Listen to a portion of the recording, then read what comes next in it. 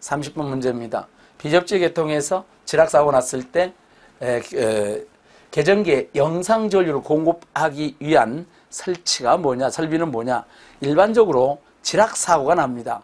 지락사고가 생기면 그 회로는 대칭분 해석을 하고 그 대칭분 안에는 반드시 지락 성분이 포함되어 있죠. 영상분이 포함되어 있죠. 그 영상분을 ZCT는 지락사고가 생기게 되면 영상 전류를 검출하는 장치이고, 그 다음에 GPT는 지락사고가 발생했을 때 영상 전압을 검출하는 장치이고, 그래서 이런 영상분을 검출해서 지락 계전기를 작동시키는 거죠. OCGR, OVGR 또는 뭐 DGR, SGR 이와 같은 것들. 그래서 영상 전류를 공급하기 위해서 설치하는 설비는 ZCT 영상 변류기가 정답이 됩니다. 다음 31번 문제. 이상 전압의 파고치를 저감시켜 전력 사용 설비를 보호하기 위해 시설하는 것은 당연히 피레기인지 읽으면 바로 알아야 되죠. 그래서 피레기는 다 알다시피 이상 전압 내습을 할 때 피레기의 단자 전압이 어느 일정 값 이하로 올라가면 즉시 방전해서 전압 상승을 억제하는 것이죠. 그리고 이상 전압이 없어지면 평상시 상용주파 전류, 특히 송류 같은 경우가 대지로 하나도 흐르지 못하게 막아줘야 되죠. 그래서 이상 전압이 없어지게 되면은 일정 값 이하가 되게 되면은 또는 방전을 즉시 정지해서 원래 송전 상태로 돌아간다는 말이 송류를 차단한다 이렇게 되죠. 그래서 여기서 이상 전압 파고치를 저감시키는 것은 피레기. 여기 전력 사용 설비 중 주보호 장치가 변압기이죠. 피레기는 주보호 장치, 변압기를 보호하기 위해서 설치를 하죠. 다음 32번 문제입니다. 여기 이제 관연도 문제 많이 나오는 문제죠. 임피던스 Z1, 2 및 3를 그림과 같이 접속한 상태에서 A쪽에서 진행파가 들어왔습니다. 그랬을 때 B점에서 무반사가 되려면, 여기에서 무반사가 되려면은 들어온 입사 쪽에 임피던스 값하고 여기에 나가는 쪽에 임피던스가 같으면 되죠. 그러면 임피던스가 같으면 되는데 이쪽에서 봤을 때 여기는 하나이고 이쪽에서 반사 쪽은 Z2하고 Z3가 병렬이지 않습니까?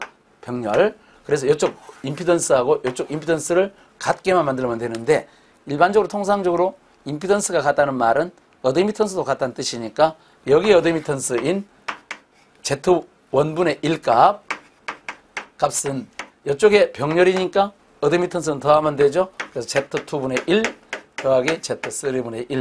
이게 임피던스가 같다는 뜻이나 어드미턴스가 같다는 뜻이나 같은 얘기가 되죠. 그래서 이제 이와 같이 되어서 정답은 3번으로 답을 하셔야 됩니다. 다음 문제입니다. 33번. 저압 뱅킹 방식에서 저전압의 고장에 의해 건전한 변압기의 일부나 전부가 연속적으로 차단되는 현상. 여러분들 다 알다시피 캐스케이딩인지 다 알죠. 캐스케이딩이고 저압 배전 방식에서, 배전 뱅킹 방식에서 변압기 또는 선로에 사고가 생기면 그 뱅킹 안에 있는 변압기의 일부나 전부가 연속적으로 차단되는 현상인데, 방지 대책까지 꼭 외워두셔야 되죠. 방지 대책은 1차 측의 퓨즈 또는 저압선 중간에다가 구분 퓨즈. 여기서 이제 가장 무난한 것이 저압선 중간 쪽에다가 구분 퓨즈를 설치하는 것이 캐스케이딩을 방지하는 것이죠. 캐스케이드에 이렇게 고장이 확대되는 현상입니다. 정답이 4번이 답이 되죠. 34번.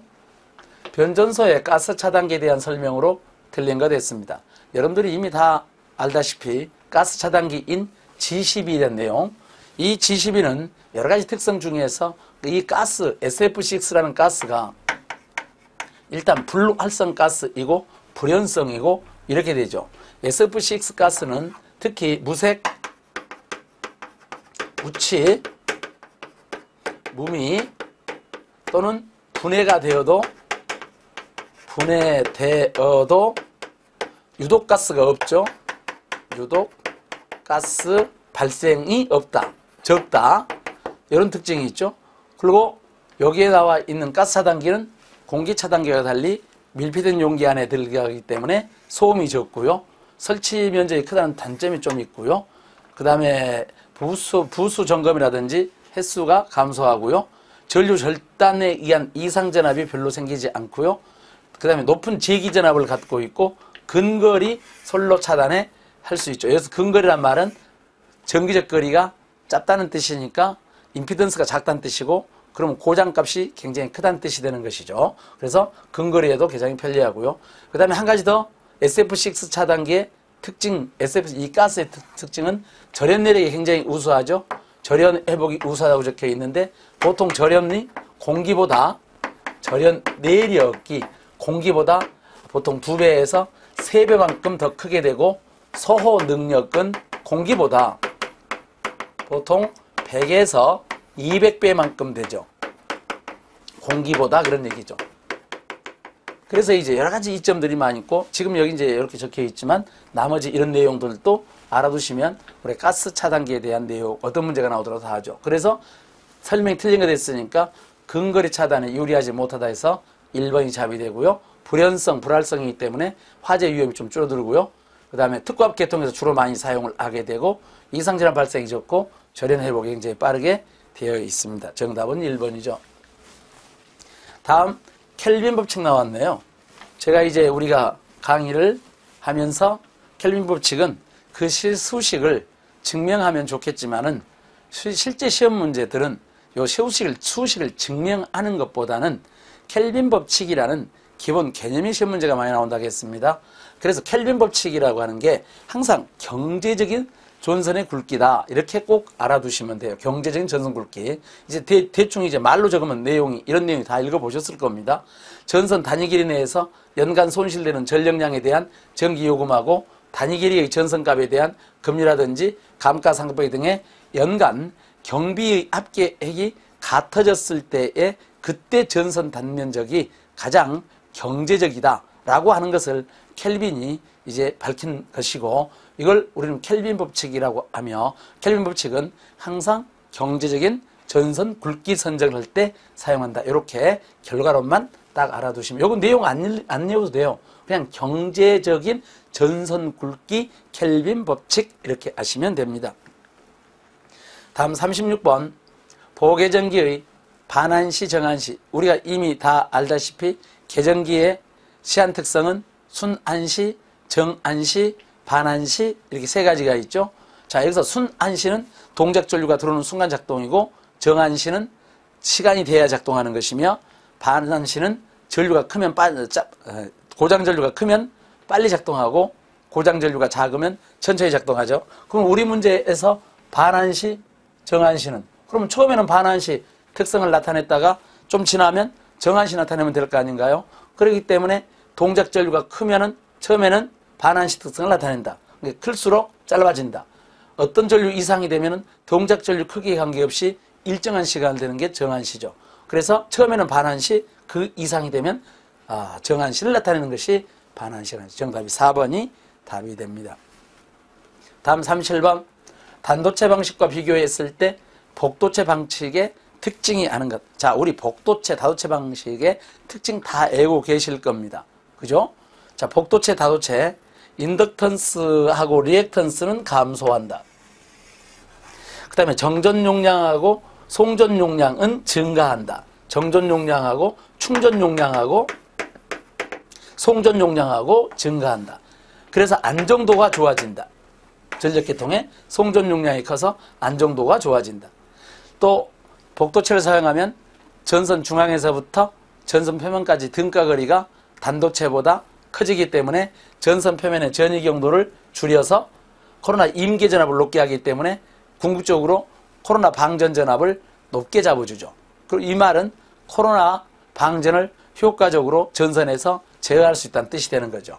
그렇기 때문에 이렇게 되죠. 복도체. 그래서 초고압 송전 계통에서 주로 많이 사용하는 것이고요. 자, 이런 문제에서 특징이 아닌 것, 안정 높죠. 인덕턴스 감소하죠. 용량이 증가하죠.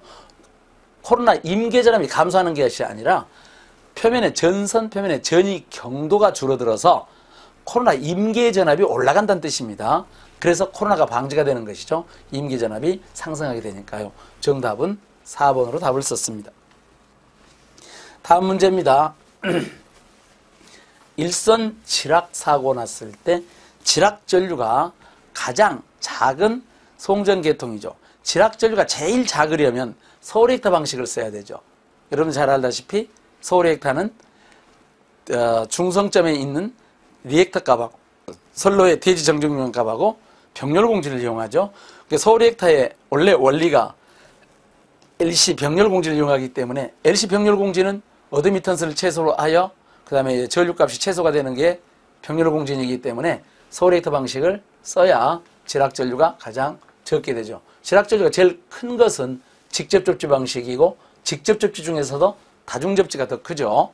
직접접지, 그 다음에 이제 저항접지하고 비접지가 있는데 저항접지 값이 그 다음이고 그 다음에 비접지이고 그 다음에 소리액터인데 소리액터는 거의 지락전류가 흐르지 않죠.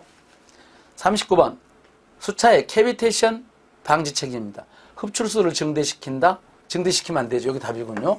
그 다음에 과와 운전을 피하고요. 속도의 비속도를 크게 잡으면 안 되고요. 침식에 강한 재료를 사용해야 되고요. 이때 여기서 캐비테이션이 뭘 말하게 되느냐?